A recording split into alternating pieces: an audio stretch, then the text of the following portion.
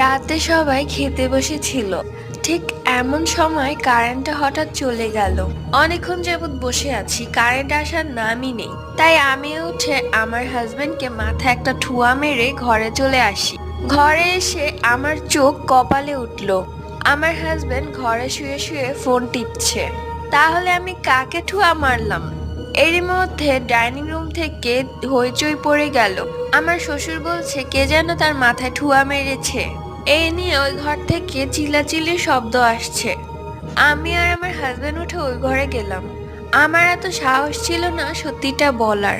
পরদিন সকালে একটা ওঝা নিয়ে এসেছে বাসায় ঝাড়ফুঁক করার জন্য।